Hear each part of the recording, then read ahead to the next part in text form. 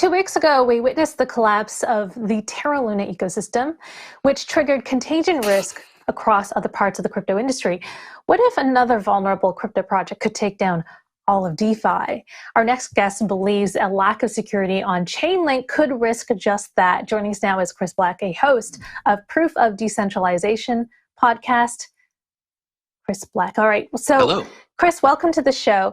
Thank you. I saw a tweet of yours earlier this month, and we'll bring it up. It says, the integrity of all Chainlink oracles on all chains appears to rely on a 3 of 20 multisig. A multisig can update price aggregator for any Chainlink oracle without delay. And then you have a link to all oracle contracts and all multisig signers. So just to be clear, folks, oracles collect real-world data like weather or stock prices, and they put them into blockchain projects, which can trigger smart contracts.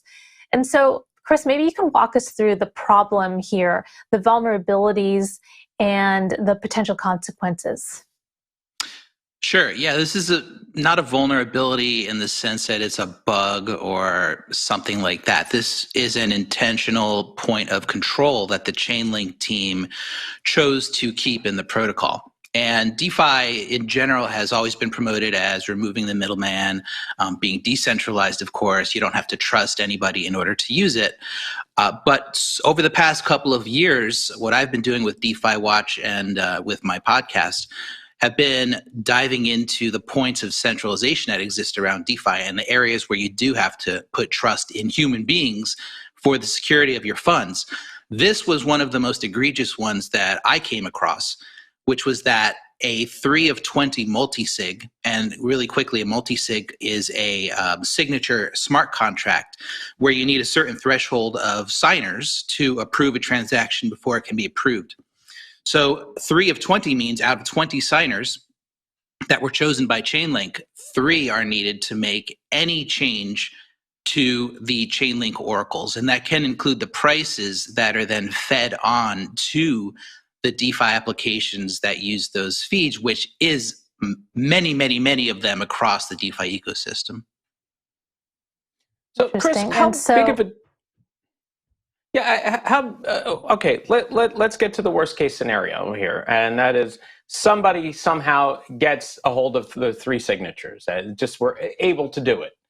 How much damage can this really cause if someone were to do that to Chainlink? I mean, conceivably, do we know the economic impact this would have overall? No, we don't know for sure. There's a mixture of fail-safes that different DeFi applications use. Some of them have what they call circuit breakers, where if Chainlink feeds bad data, they can fall back to other oracles or other systems that they have. Other ones don't. And we've seen some over the past month that didn't really have any fallback system. And with the Luna crash, Chainlink behaved in a way that not every developer predicted, which caused a lot of people to suffer a lot of pain on certain DeFi applications that didn't have any fail-safes in place.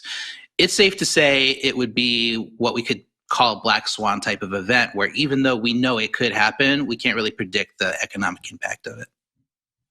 Mm-hmm. Well, maybe you could tell us, what kind of oracles, tell us the breadth of impact that Chainlink could have and some sort of exploit if they did obtain these keys, 3 of them. What is the impact? I mean, you say it could bring down all of DeFi. How would it do that? Yeah, sure. DeFi is interconnected, right? It's every application is connected to all the other applications, which is what makes it unique in the entire world, is that it's this permissionless system where I could build an application today, develop it however badly I want to develop it, and hook it into the rest of DeFi. And any glitch in any of those applications could affect other applications. So when you're talking about a Chainlink situation, and by the way, it's not just about Chainlink being hacked or somebody stealing the keys. The other risks here come from potentially outside forces like state actors or regulators that could have an impact on the Chainlink team and force them to use that really low threshold multisig, 3 out of 20. You only need to find 3 of those signers. Force them to do something that would bring Chainlink into compliance with some law in some distant land. The point of DeFi was to get away from this type of centralized risk. But now when we discover that we have to rely on this fairly insecure system for the integrity of all of DeFi to a certain extent, to an unknown extent, changes the way that we look at DeFi as a decentralized system. It adds a lot of centralization that we didn't expect. Yeah. Some of the companies that use the oracles, could you potentially name some of them? And this also reminds me of the Axie hack. Like, wasn't it just 5 nodes that the North Koreans needed access to in order to also hack the network there? Yeah, that was a similar situation in that there were 5 nodes that were compromised.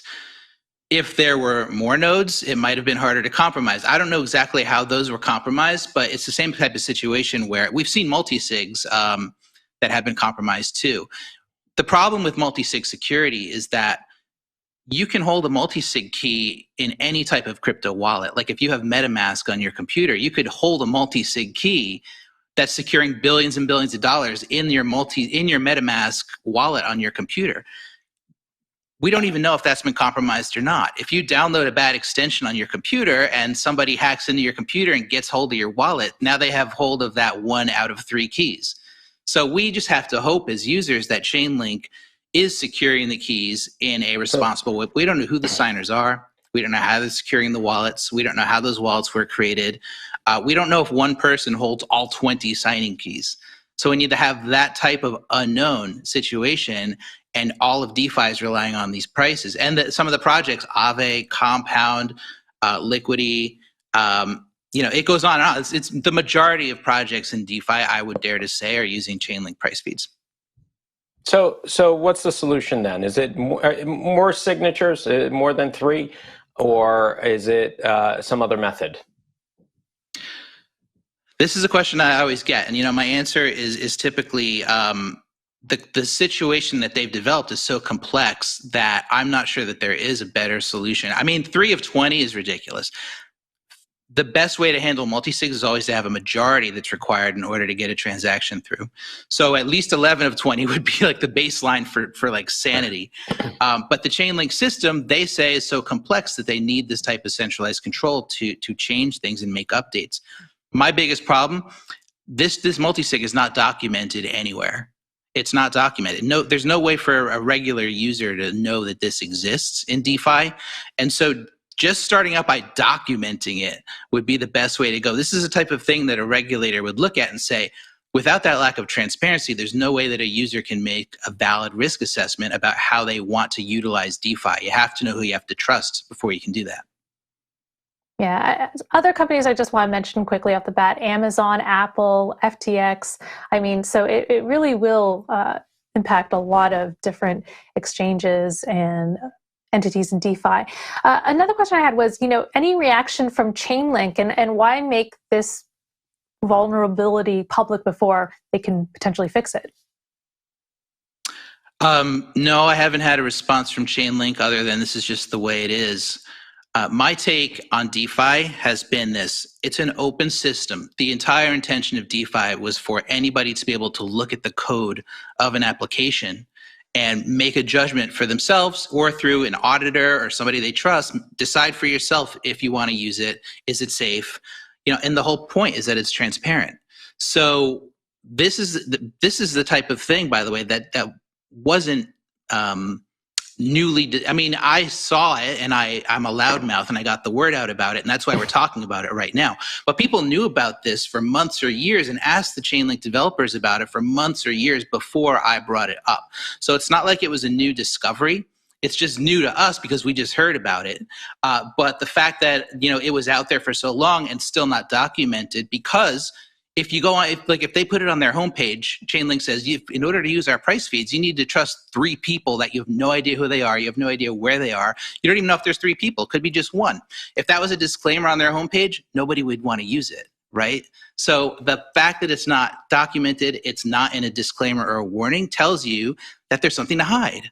And that's the reason that I bring it up. And that's this is not a vulnerability that they want to fix. This is something that they will change if there's enough public pressure.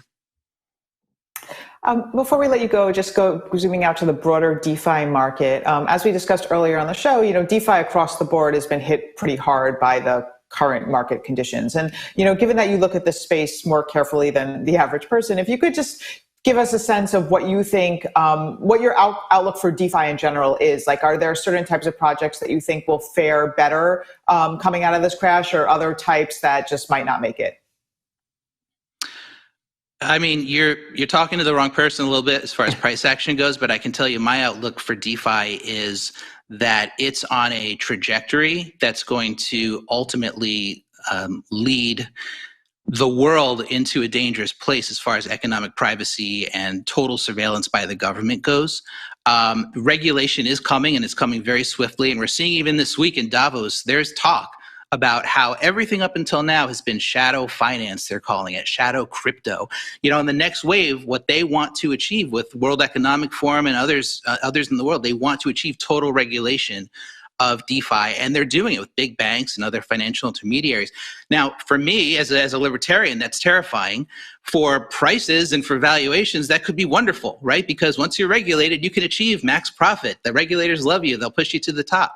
So the companies and the DeFi projects that are buying into that narrative might be the best bets, as far as price and as far as making money. But as far as liberty and for freedom, which is really where I focus and what I care about, and it's why I'm so poor, that's the fear that I have.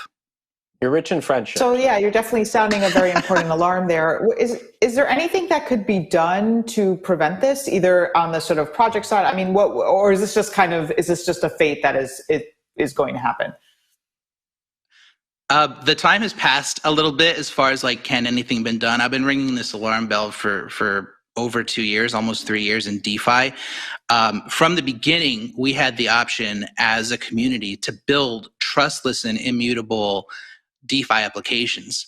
But from the beginning, that hasn't been done because those applications can't be upgraded, can't be changed, and most importantly, can't be modified to conform with the requests of regulators. So DeFi founders chose to build systems that they would be able to easily modify in the future when those requests came in. And the reason isn't even necessarily because, nobody wants to go to jail if you launch something that ends up being illegal.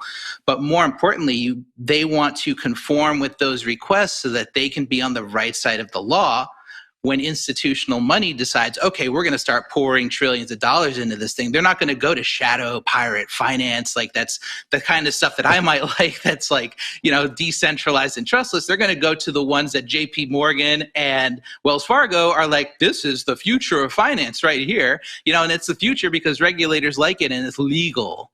So that's the kind of thing that I've been looking at for a long time. And it's hard to, I do think there's a chance to still have a parallel economy of sorts, but we're almost to the point where we have to start from scratch on that because the ship has sailed. The existing DeFi applications that you hear about every day are definitely heading down that regulated road. Ooh, Chris, a dystopian future ahead.